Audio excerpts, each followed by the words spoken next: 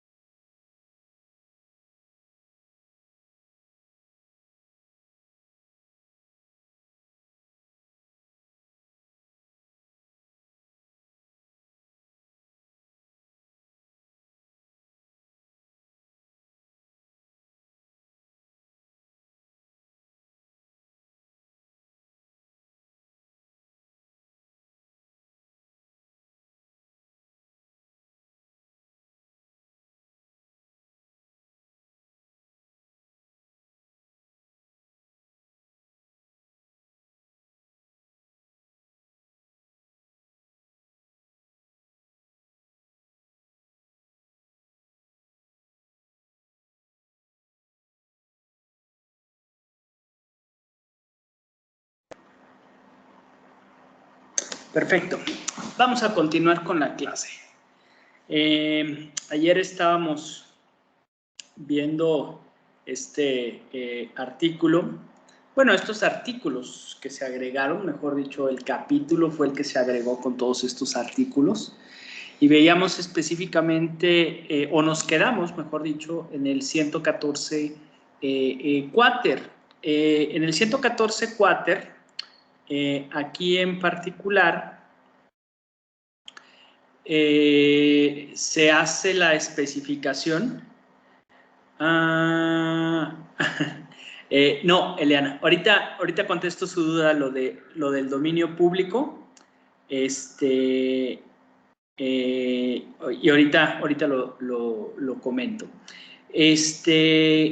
Bueno, ayer estábamos viendo el artículo 114 quater. Dice que no se van a considerar cuáles son las excepciones que no son violación a la Ley Federal de Derechos de Autor y bueno, pues hace un listado de ellos. Son pues acciones muy puntuales respecto de la fracción primera. Bueno, pues la vamos a volver a analizar, ¿no? Bueno, ok. Su compañera Eliana nos pregunta acerca del dominio público. Déjenme ver si aquí viene como tal. Aquí está. Ok. Vienen varios artículos, nada más que aquí. Primero, ¿qué es el dominio público? Bueno, su nombre lo indica, ¿no? Es decir, que cualquier persona puede estar accediendo al conocimiento de esa obra y que, bueno, no va a ser no va a causar ningún daño, ningún detrimento, en virtud de que ese documento, bueno, pues es de libre utilización, ¿no? Por ejemplo, mire, tenemos este artículo 29, que es el tiempo en el cual se encuentran vigentes los derechos patrimoniales. La primera fracción nos dice que, perdón, aquí se me...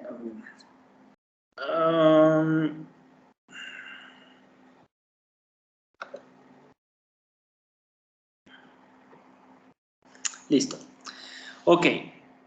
La vigencia de los derechos patrimoniales, que es por la vida del autor y... perdón. Durante la vida del autor y a partir de su muerte 100 años más, ¿sí? Cuando a la obra le pertenezca a varios autores, los 100 años se cortarán a partir de la muerte de uno. O sea, este es uno de los términos en los cuales tiene vigencia los derechos de autor, ¿no? Durante los años que viva y a partir de su muerte 100 años más. O 100 años después de que se divulgan esas obras.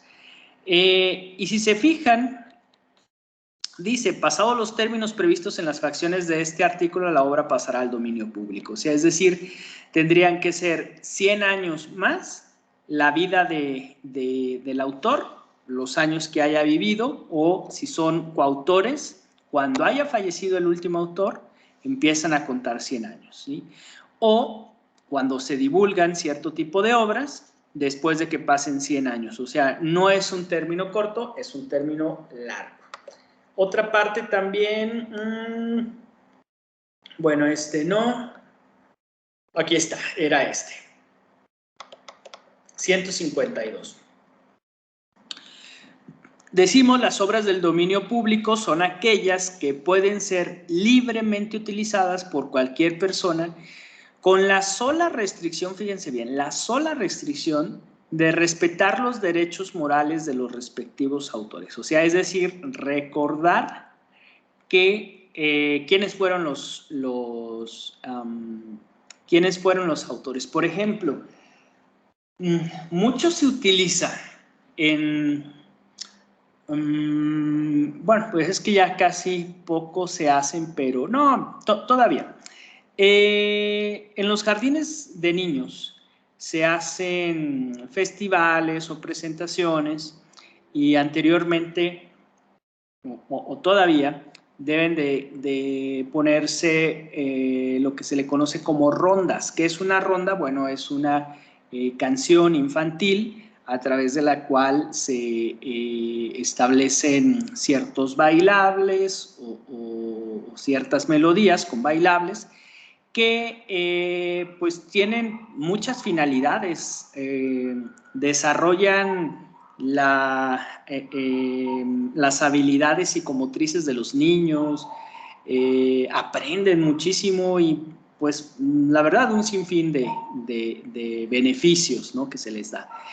Y muchas de esas rondas están del dominio público, ¿sí? Es decir, hubo quienes las crearon, hubo quienes las adecuaron, quienes las interpretaron, quienes las arreglaron, quienes pues las desarrollaron, pero o fueron, fueron registradas y bajo ese concepto de que puedan ser utilizadas por cualquier persona o que tuvieron que haber pasado más de 100 años desde que haya fallecido su autor, ¿no? Pero es eso. Ahora, lo que usted me dice es, si se pasa de un autor o, por ejemplo, esta última parte, si se pasa, perdón, si estaba de dominio público y después se regresa a el autor. Aquí se lo explica en este artículo 153. Es libre el uso de la obra de un autor anónimo, ¿sí? Anónimo, desconocemos. Mientras el mismo no se dé a conocer o no existe un titular de derechos patrimoniales identificado, ¿sí? ¿Puede autorizarse como anónimo? Sí. Ahora, si ya existiera de dominio público y después quiere estar solicitando los derechos de registro, bueno, pues tendría que estar haciendo pues una comprobación, tendría que probar la autoría o la invención o la creación de esa obra, ¿sí? Y que obviamente pues concuerde con la que se hubiera registrado como dominio público o que sea de dominio público. Pero si una obra que no está registrada se desea después aprovecharse de ese uso, no se podría, ¿sí? No se podría, ¿por qué? Porque imagínense, no sé, le voy a poner un ejemplo. Digamos que hay una melodía y esa melodía, pues es muy común. No sé, es que no le quiero poner, vamos a ver, un himno, ¿sí? Un himno, el himno de la ciudad de San Luis Potosí, ¿sí? Hay un himno y entonces este himno se registra como de dominio público y después una persona quiere, ¿cómo se dice? Apropiarse de los derechos patrimoniales, registrarla o cambiarle, que se modifique de dominio público a una obra privada. Y posteriormente quiere solicitar el pago de regalías de ese himno, ¿sí? Si es de dominio público, no se podría, ¿sí? Ok, vamos a regresar. Entonces, estábamos en 114, bueno, bis ya lo vimos. Ter y quater. Bueno, vamos a hacer nuevamente estas excepciones, ¿sí? Empezamos con Arlet Jocelyn Chávez Ruiz. ¿Está por ahí, Arlet? Arlet Jocelyn Chávez. Sí, profe. Gracias, Arlet. ¿Nos empieza, por favor, a leer el artículo 114 quater en la primera fracción? Artículo 114 quater. No se considerarán como violación de la presente ley aquellas acciones de elusión o evasión de una medida tecnológica de protección efectiva que controle el acceso de una obra, interpretación o ejecución o fonograma protegidos por esta ley cuando... Sí, la fracción primera, por favor. Sí, profe, perdón. Fracción primera. Los procesos de ingeniería inversa no infractores realizados de buena fe respecto de la copia que se haya obtenido legalmente de un programa de computación que efectivamente controle el acceso en la relación con los elementos particulares de dichos programas de computadora que no han estado a disposición de la persona involucrada en esa actividad con el único propósito de lograr la interoperabilidad de un programa de computación creado independientemente con otros programas. Perfecto, muchas gracias. Bueno, entonces comentábamos que estas acciones no se van a considerar violación de una ley, perdón, de esta ley, de la Ley Federal de Derecho de Autor, ¿sí? Aquí también, bueno, ahora recuerdo si lo analizamos el día de ayer, estos procesos de ingeniería inversa, ¿sí? Es decir, de defragmentar o de separar todos los elementos que contienen una obra, y muy en específico, bueno, una aplicación, un programa de computación, un sistema, y dice aquí que hayan sido realizados de buena fe respecto de la copia que se haya obtenido legalmente de este programa y que efectivamente controle el acceso en relación con los elementos particulares de dichos programas de computación, que no han estado a disposición de la persona involucrada en esa actividad, con el único propósito de lograr la interoperabilidad de un programa creado independientemente con otros programas. Bueno, aquí está parte de la buena fe. ¿Qué es la buena fe? Que no haya malicia, que no haya intención pues mala, ¿no? O sea, que no haya un hecho o una acción que pretenda dañar. Uy, algo bastante complejo. Ustedes, o bueno, son términos que ya se utilizan mucho se les llama en aquellas personas que sean nativos digitales, que generalmente son aquellos que hayan nacido entre los años 2000, mediados de los 90, principios de este milenio en adelante. ¿Y por qué son nativos digitales? Bueno, pues porque ya nacieron con pues con el uso de la tecnología más aventajadas que, por ejemplo, sus padres, ¿no? O alguien que haya nacido en los años 80, 70 o anteriores, ¿no? ¿Por qué? Porque ya desde niños, incluso a veces hasta de bebés, ya nacen con la creación de la tableta, de los teléfonos inteligentes, de la distribución de computadoras, y pues están más enfocados y se les hace más fácil, por así llamarlo, el que puedan asociarse y trabajar con la tecnología. Entonces, si por ejemplo hay parches o crackers que ayudan en beneficio de un programa, pues para que tenga una estabilidad, para que pueda estar corriendo mejor, para que no se trabe, para que las imágenes no se vayan a, bueno, se le llama pixelear, o que no se vean con claridad, y que eso pues se pueda crear pues sí, un programa para defragmentar, lograr identificar dónde se encuentra el error y corregirlo, ¿sí? Eso pudiera ser una acción que no esté sancionada por esta Ley Federal del Derecho de Autor. Pero insisto, aquí es el problema es el que se puede identificar la buena fe, ¿sí?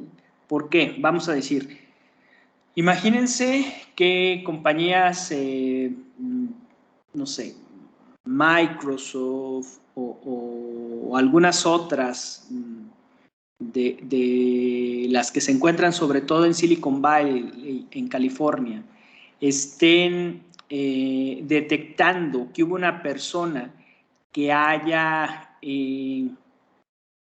entrado a sus sistemas o que haya defragmentado sus programas. Pues de entrada no creo que sea una acción que se pueda considerar como positiva, pero bueno, igual y ya con la finalidad, pues ya cambia, ¿no? Ahora, hay otro tipo de acciones que son a la inversa. Empresas de seguridad informática subastan la vulnerabilidad de sus sistemas, ¿sí? Es decir, digamos Kaspersky, que son uno de los antivirus pues más eficientes, considero yo, de los que se encuentran en el mercado, y ellos entonces ponen su antivirus y lo ponen a prueba. Y entonces anuncian a nivel mundial que cualquier persona que desee y trate de vulnerar, de romper, de transgredir ese antivirus y que logre infectar los equipos, ¿sí? Y quien pueda transgredirlo, se le paga una cantidad, ¿no? Y una buena cantidad en efectivo, en dinero. Bueno, ese pudiera ser otro tipo de acciones, pero pues obviamente escapa aquí de la Ley Federal del Derecho de Autor. Vámonos con las siguientes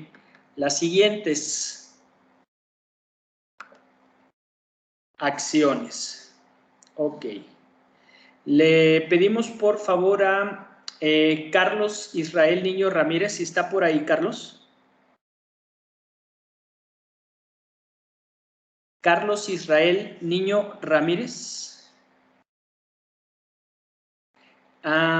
Bueno, ¿no está por ahí, Carlos? Ok. Ángel, son hackers de sombrero blanco. Bueno, hay muchas denominaciones como se les pueda dar. Incluso, bueno, hay otros temas que vemos más adelante. No creo que alcancemos a llegar a esa parte, pero hablamos de la cibercriminalidad. Y entonces vemos cómo se crean y sobre todo este tema yo creo que lo deben de ver más a profundidad los compañeros de la carrera de criminología. Pero, ¿qué sucede en los delitos cibernéticos, con los delitos informáticos, pero respecto del perfil criminológico de una persona que se le pueda denominar hacker o cracker, ¿sí? Hay textos donde lo matizan y que no precisamente lo ven como algo negativo. Yo en lo particular creo que el simple hecho de estar vulnerando una protección, pues es ya transgredirlo, ¿no? Pero, insisto, muchas veces lo toman como algo un tanto híbrido, ¿sí? Un tanto híbrido porque a veces lo hacen con finalidades pues de poder estar alcanzando a un mayor número de personas y dando beneficios, sobre todo económicos. Ok, perfecto. Muchas gracias, César. Ya leí su mensaje y sí, dígale a su compañero que no se preocupe. Miren, ahorita es otra de las acciones que vienen más adelante, pero por ejemplo, hay unos programas, dos en particular, uno que se llama Open Office y otro que se llama LibreOffice. ¿Por qué se llama LibreOffice?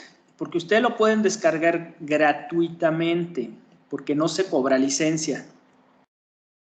Y porque digamos que tiene un 70% o menos de las funciones más elementales, básicas y que se puedan utilizar de los programas que se manejan por parte de Microsoft Office. No sé actualmente cuánto cueste una licencia particular del Microsoft Office, pero vamos a decir que ande alrededor de los $150, $200, ¿sí? No lo sé, anualmente, ¿sí? Entonces acá es gratis, no se paga, ¿sí? No, insisto, no son todas las funciones, pero sí es una gran mayoría. Incluso hasta ha habido políticas gubernamentales en las cuales se promueve que se utilicen este tipo de programas o sistemas. Pero después viene el gran negocio que comento mucho de estas firmas, de estos programas, que es la falta de compatibilidad que se tiene entre un programa y otro, ¿sí?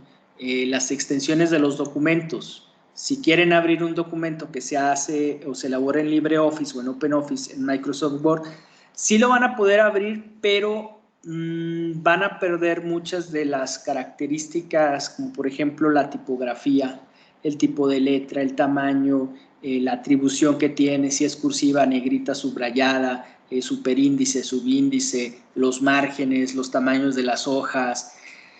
O sea, mucho de ese formato que se le da al texto se pierde. Por poner un ejemplo muy sencillo, ¿no? Ok, vamos a ir con Abril. Abril Abigail Medina Guerrero, ¿está por ahí, Abril? Abril Abigail Medina Guerrero. Sí, profesor, aquí estoy. Ok, muchas gracias. Mire, léame por favor de las fracciones segunda a la sexta, por favor. Ok.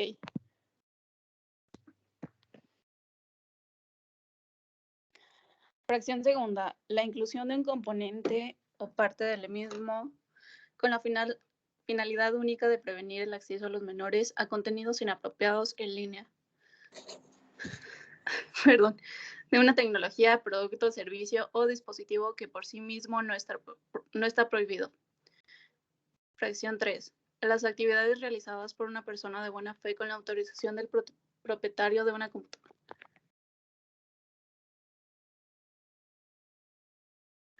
Perdón, profe. Perdón, profe, es que estaba en mi sala y tuve que correr a mi cuarto. Ok, adelante.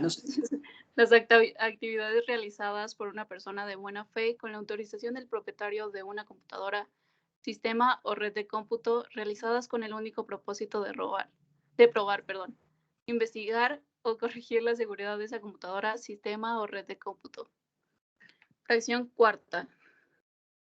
El acceso por parte del personal de una biblioteca, archivo o una institución educativa o de investigación cuyas actividades sean sin fines de lucro a una obra, interpretación o ejecución o fonograma al cual no tendrían acceso de otro modo con el único propósito de decidir si se adquieren ejemplares de la obra, interpretación o ejecución o fonograma. Sí, fracción quinta y sexta también, por favor. Fracción quinta. Las actividades no infractoras cuyo único fin sea identificar y deshabilitar la capacidad de compilar o diseminar información de datos de identificación personal no divulgada que reflejen las actividades en línea de una persona física de manera que no afecte la capacidad de cualquier persona de obtener acceso a una obra, interpretación o ejecución o fonograma. Fracción sexta. Las actividades llevadas a cabo por personas legalmente autorizadas en términos de la legislación aplicable para los efectos de cumplimiento de la ley y de salvaguardar la seguridad nacional. Perfecto, muchas gracias. Gracias. Ok, estas fracciones. Primero, inclusión de componentes o partes, ¿sí?, con la finalidad única de prevenir el acceso a los menores a contenidos inapropiados en línea de una tecnología, producto, servicio o dispositivo que por sí mismo no está prohibido, ¿sí? Bueno, aquí pues hay muchos registros a través de los cuales pues se impide, aunque realmente pues han sido muy flexibles y muy laxos, a a contenido que sea inapropiado para menores de edad. ¿Qué pudieran ser? Pues principalmente pornografía, exceso de violencia gráfica, bueno, pues anteriormente se protegía también mucho en el uso de bebidas alcohólicas, de tabaco, de psicotrópicos, de drogas, de, vaya, pues principalmente esos eran, incluso hasta de contenido que tuviera que estar relacionado con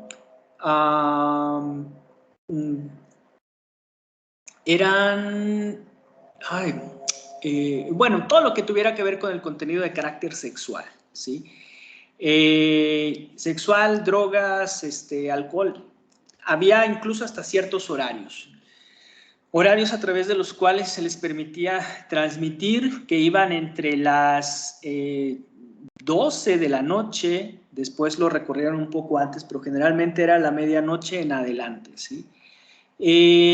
Pues con el fin de proteger a los menores de edad. Un menor de edad, como lo especifica el Código Penal, no tiene una capacidad de desarrollo, no tiene una madurez para comprender qué está pasando en, no sé, por ejemplo, una película pornográfica. Y en muchas ocasiones, su mente no alcanza a distinguir que es una ficción, ¿sí?, que es una película, que es algo que escapa de la realidad, ¿sí? Y entonces en muchas ocasiones se asocia como si eso fuera en realidad. Y esto, bueno, hay estudios que se han realizado donde la gran mayoría, o sea, arriba del 95% de los delitos sexuales, las personas que los cometen, o sea, los delincuentes de carácter sexual, han tenido una sobreexposición a la pornografía, ¿sí? Y en muchos de esos casos, desde muy temprana edad. Entonces, estos componentes o estos filtros, bueno, se establecen precisamente para que los menores de edad o la protección a los niños, ¿sí?, a los adolescentes, pues sea pues para que puedan hacer uso de la tecnología sin poder estar alcanzando o filtrándose este tipo de información. Si bien se establecen, también es muy fácil de que se puedan estar transgrediendo, ¿sí? ¿Por qué? Porque, bueno, es muy sencillo el que se puede estar creando un perfil. Cuando se pide la creación de ese perfil, se pide una fecha de nacimiento, se puede poner una fecha de nacimiento que sean con mayores de 18, de 21, de 23 años, dependiendo del país de donde se estén realizando ese registro. Y no hay una manera de poder estar controlando la veracidad de esa información, ¿no? Pero bueno, son los filtros y sobre todo los aparatos y restricciones que se están poniendo con ese ámbito. Obviamente, si se hace esta inclusión, o sea, es decir, si se pone este tipo de candados en ciertos programas, pues no va a hacer que se esté atentando contra esos programas de computación, contra esas aplicaciones, por la protección que se está haciendo de los menores de edad. La fracción tercera, actividades realizadas por una persona de buena fe, volvemos con la buena fe, pero aquí tiene una característica, debe de tener la autorización del propietario de ese equipo, de esa computadora, de ese sistema o red de cómputo, y que estas actividades sean realizadas con el único propósito de probar, investigar o corregir la seguridad de esa computadora, sistema o red de cómputo, ¿sí? Si seguimos con estas, pues con estas medidas que se tienen para estar probando la seguridad cibernética, pues muchos de quienes blindan sus sistemas de red, pues precisamente es lo que hacen, ponerlos a prueba, ¿sí? Y obviamente esa buena fe y la autorización del propietario sería como pues como estas personas que se contratan para ello, ¿no? El ejemplo de Kaspersky y de otros, pues bueno, lo ponemos porque se hace a nivel mundial, ¿no? Incluso hasta lo anuncian. Y el perfil del hacker es muy curioso, porque por un lado no quiere darse a conocer, o sea, es una identidad, por decirlo, anónima, pero detrás de esa persona, pues es, según el perfil criminológico, es una persona que tiene un ego muy grande, pero que a la vez se encuentra reprimido porque no se da a conocer. Sin embargo, cuando se realizan los hackeos de páginas, se difunde entre ciertas, incluso estas son páginas públicas, no necesitan ningún tipo de programa en particular para que no se pueda estar rastreando las direcciones IP. No, esas las ponen hasta en blogs. ¿Cuáles son los nombres a través de los cuales se identifican las personas que realizaron ese filtraron esa seguridad en algunas de las páginas, en muchas ocasiones gubernamentales y a veces también en medios de comunicación, que son los que más realizan este tipo de ataques? Es algo semejante a las personas que gustan de hacer grafitis con aerosoles. Tienen una cierta firma, por así llamarlo, o un nombre, y entonces realizan trazos muy semejantes y lo firman. O sea, a final de cuentas es, digamos, una especie de obra, por así llamarlo, pero que en muchas ocasiones pues se hace en lugares prohibidos, ¿sí? No permitidos, y pues son los mismos trazos. Y esto porque hay programas policiales, aquí en San Luis Potosí hay uno, donde van registrando los antecedentes de esos trazos que se vayan haciendo y con esto van identificando al perfil de quien lo realizó.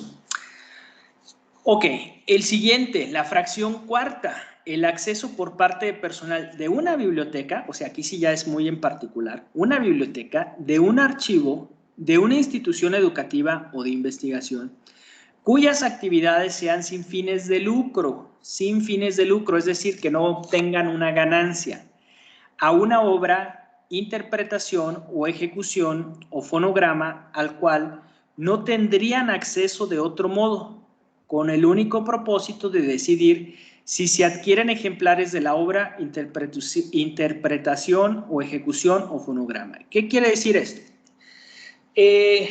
Digamos que son sistemas que se ponen a prueba, pero para esto son solamente en estos tipos de establecimientos, ¿sí?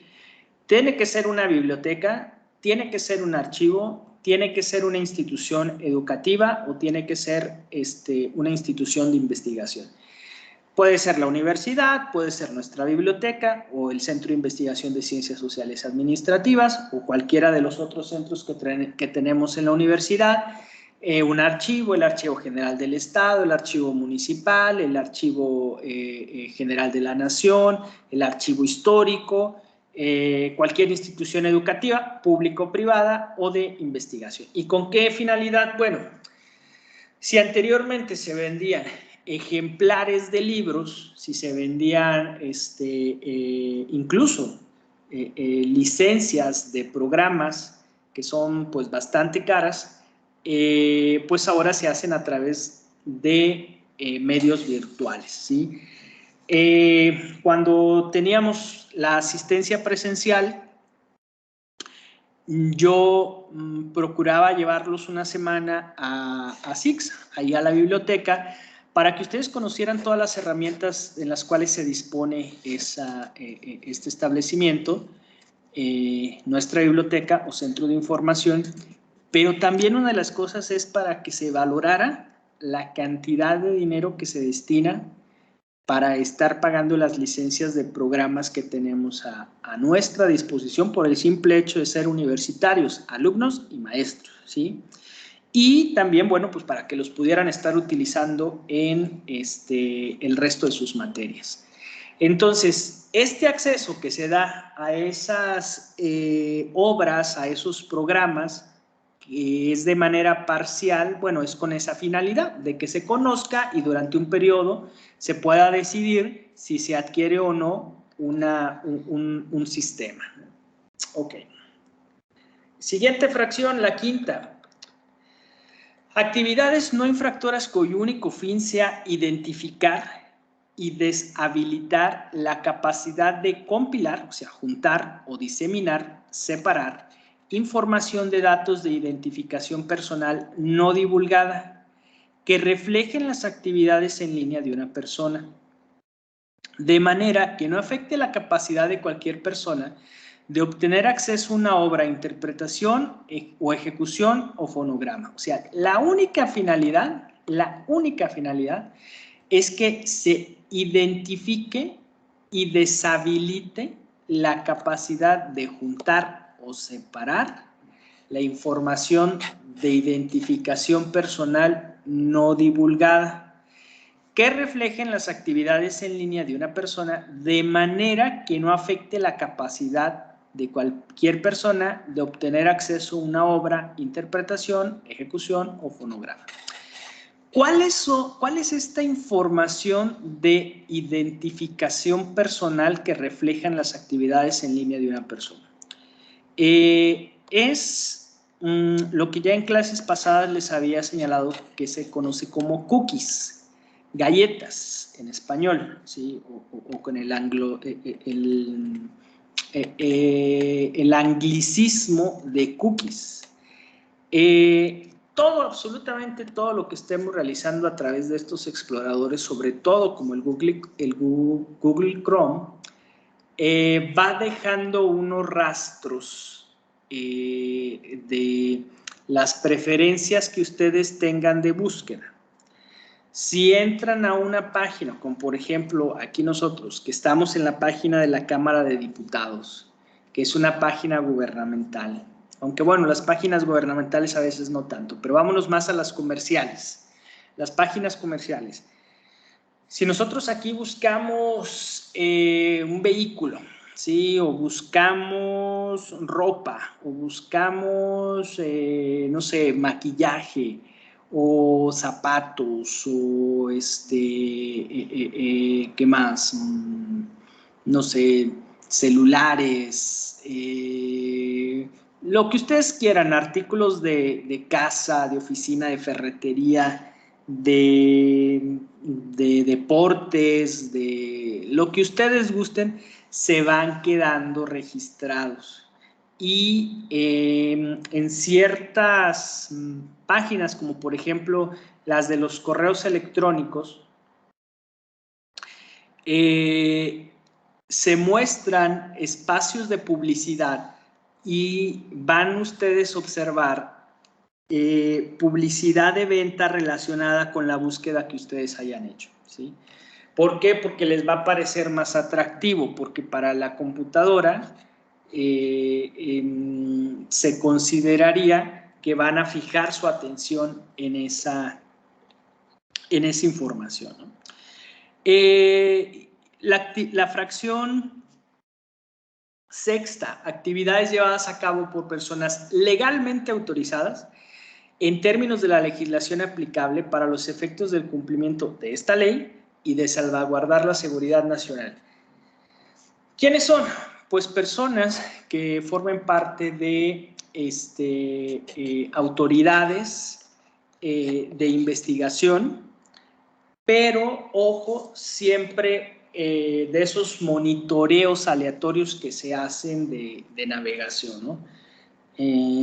Hay, pues bueno, la policía cibernética que realiza ese tipo de monitoreos, pero, y aquí sí es otro de los temas que ya también habíamos comentado, la inviolabilidad de las comunicaciones privadas.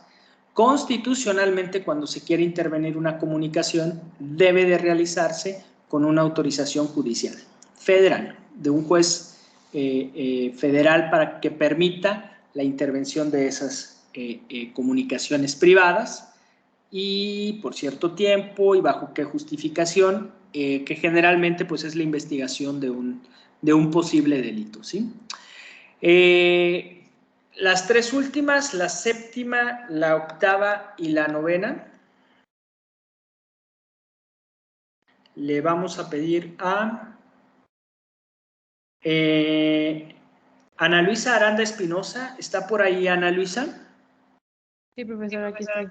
Gracias. Ana Luisa, ¿nos hace favor de leer estas tres últimas fracciones, la séptima, octava y novena? Sí.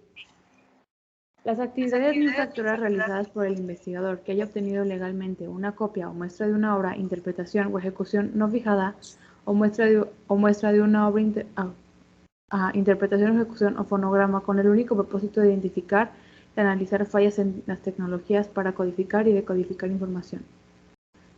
Octava.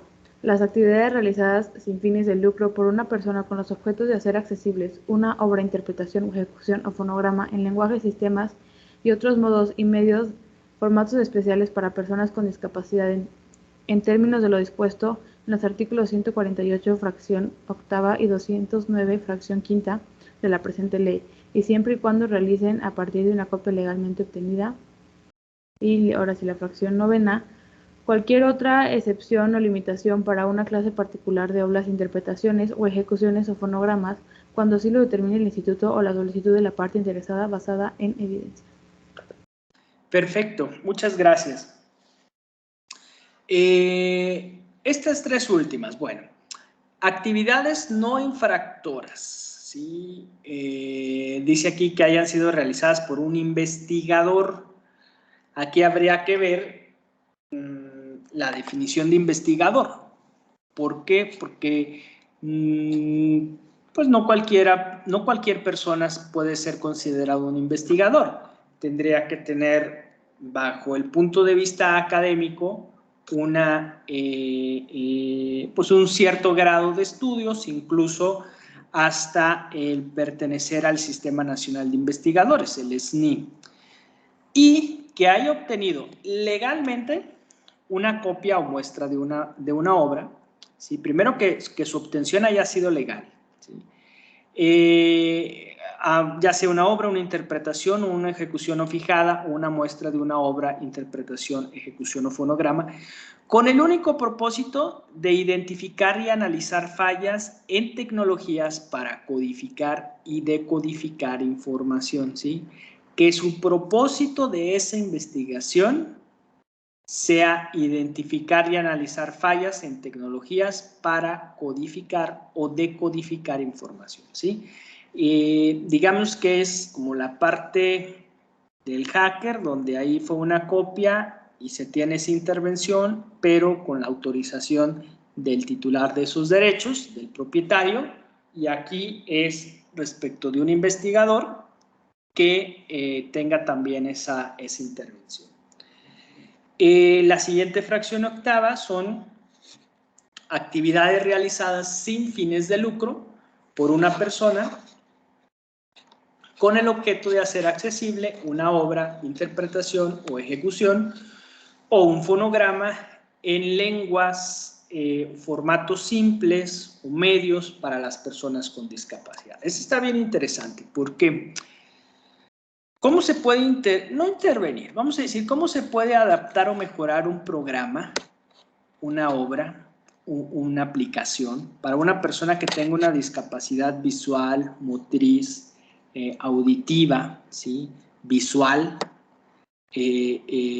a través de la creación, no sé, pues aquí como lo dice, de un fonograma, de la lectura, de programas que lean, que se escuchen, con sistemas a través de los cuales se pueda establecer un reflejo de colores que permite identificar bien para las personas que tengan discapacidad visual, daltonismo, estrabismo, ¿sí? Incluso hasta tangibles, teclados en braille, vaya, pues cierto tipo de habilidades para que se pueda estar accediendo y que se les pueda dar esta atención a personas con discapacidad, ¿no? Obviamente es una modificación que se hace al programa, pero pues no tiene una sanción.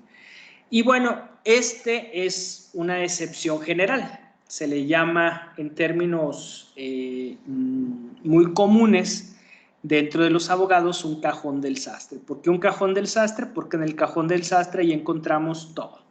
Que una aguja, que hilos, que pedazos de hilo, remaches, y cualquier cosa, dedales y demás. Y es cualquier otra excepción o limitación para una clase particular de obras, interpretaciones o ejecuciones o fonogramas cuando así lo determine el instituto. ¿Cuál instituto? El Instituto Federal de Derechos de Autor, a solicitud de la parte interesada basado en evidencia, ¿sí? Realmente aquí, si hay una limitación o no sé, un mayor beneficio que pudiera darse, pues tiene que tener aquí la autorización del instituto. Ok, ya aquí nos vamos con el 114 quinqués. Ok, vámonos con el CEPTIES, ya nada más para ver los proveedores de servicio de Internet.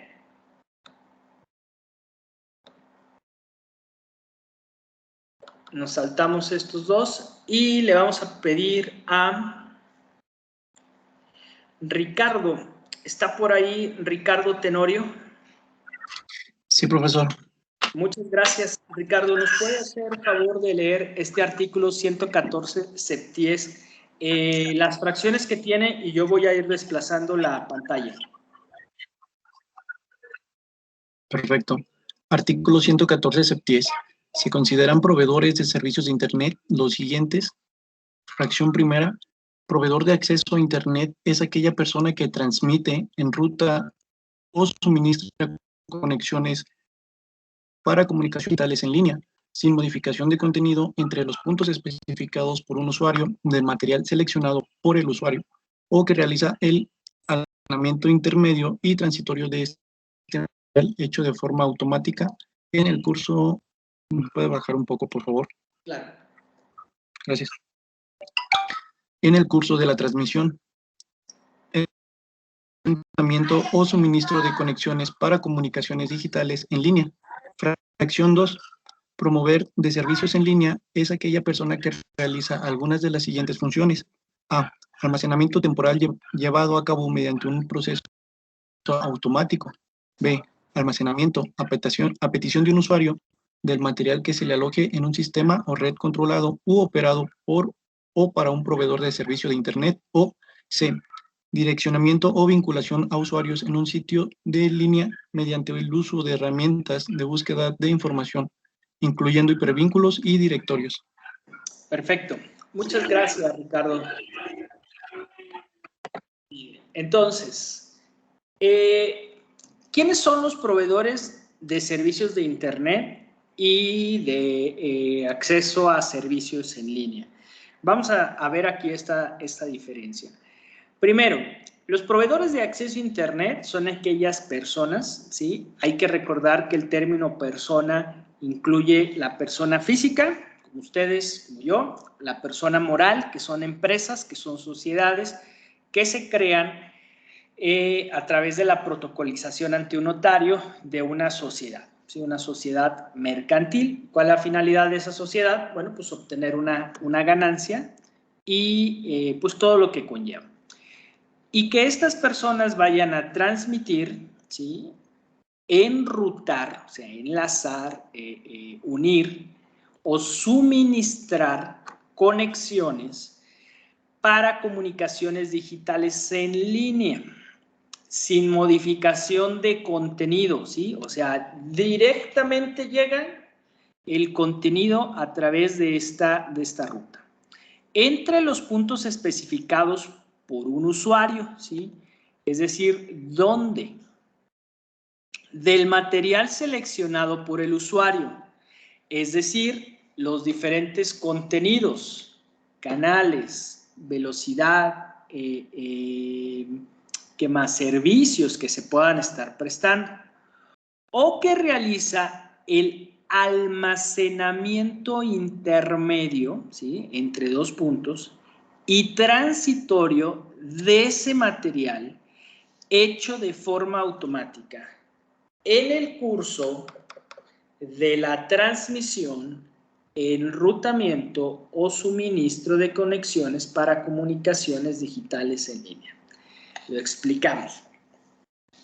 Si se cuenta con un servicio de conexión de acceso a Internet, de comunicaciones digitales, de servicios digitales, el proveedor, ¿quién es el proveedor en cualquier tipo de relación comercial? Pues la persona que accede, que provee un servicio, que acerca un material para consumo, y en este caso, ¿qué es lo que se está consumiendo? Datos, se consume información, se consume el servicio del suministro de Internet. Y los diferentes paquetes que se manejan, bueno, pues ya ahora con lo que son los 4 servicios, el servicio de voz, el servicio de datos, el servicio de televisión y no sé, más servicios que se pudieran estar dando. Pero ahorita con que se tengan estos servicios, bueno, ¿cuánto cuesta y qué me provees? Me provees una línea telefónica, me provees un acceso a Internet, me provees una estabilidad, una conexión de cobre, una conexión inalámbrica, una conexión de antena, una conexión de fibra óptica, ¿sí? Después, ¿a qué velocidad? ¿Qué contenido de televisión, por ejemplo, me vas a estar suministrando? ¿Qué canales? Y también, bueno, los aparatos. Un módem, un enrutador, un amplificador de la señal inalámbrica. ¿Qué es lo que me incluyes? Pero en sí, lo que me estás proveyendo es el servicio de Internet. Me llega a mí la señal de Internet, yo la recibo y bueno, pues eso es lo que nos permite, por ejemplo, en este caso, poder estar comunicándome con ustedes y ustedes conmigo. Ustedes escuchándome, ¿sí? Y de igual manera establecer este tipo de comunicación. Pero también un proveedor de servicios de Internet realiza el almacenamiento intermedio y transitorio de ese material, ¿sí? Es decir, puede tener servidores donde se pueda estar almacenando, no sé, a veces por horas, por días, ¿sí? Contenido previo para que se pueda estar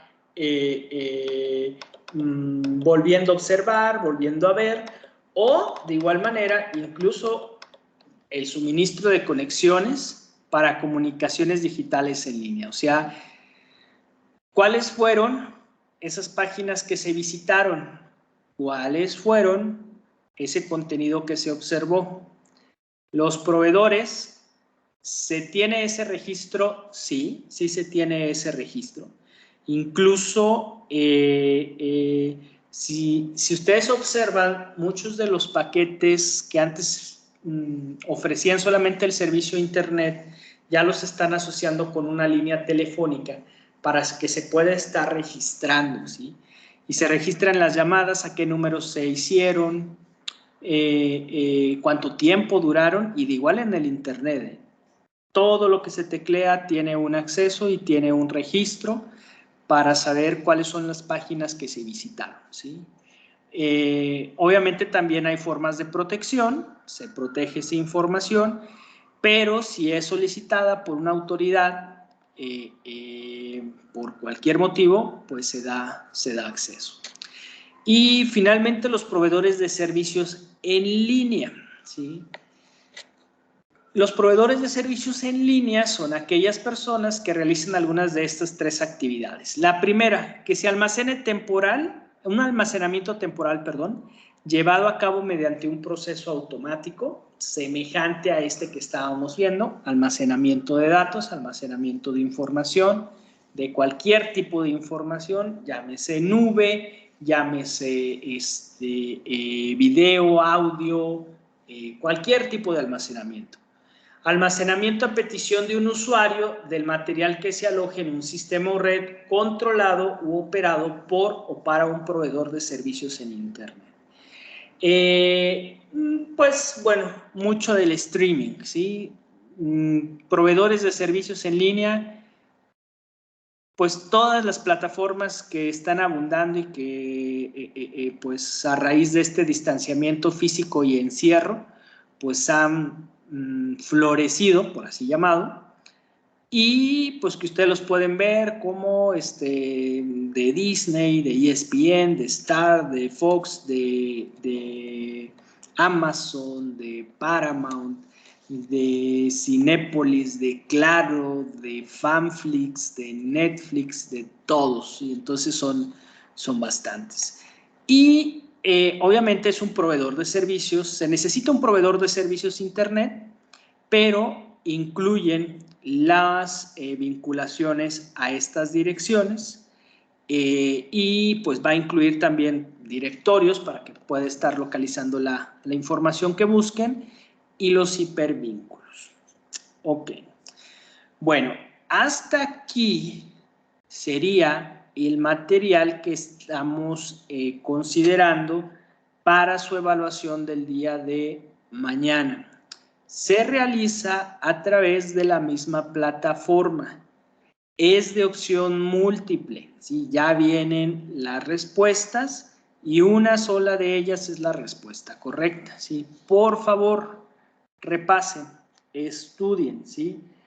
Vimos 4 temas: comercio electrónico, delitos informáticos, el derecho a la propiedad intelectual de las tecnologías de la información, la protección jurídica de los programas informáticos y el teletrabajo, ¿sí? El material, recuerden, el que tiene que ver con los textos académicos está alojado aquí en la plataforma, y cuando nos referíamos al Código de Comercio, al Código Penal Federal, a la Ley Federal del Derecho de Autor, a la Ley Federal del Trabajo, como son leyes federales, las buscábamos en la página de la Cámara de Diputados, ¿sí? Estudien, por favor, denle un repaso y entonces mañana ya les va a llegar una notificación ahí a la plataforma, a Teams, para que ustedes lo puedan estar respondiendo y contestando. Pues que les vaya muy bien y Dios mediante, pues nos estaríamos viendo hasta pasado mañana, hasta el jueves, ¿sí? Que pasen buena tarde y nos vemos el jueves. Gracias, licenciado. Gracias, Lick. Al contrario, Gracias, profe. a ustedes, gracias. Que tenga Cierto. buena tarde, profe. Sí, permítame, Kimberly, sí, tiene toda la razón. Me falta usted y hay dos personas. Nada más deme un segundo, no se vaya.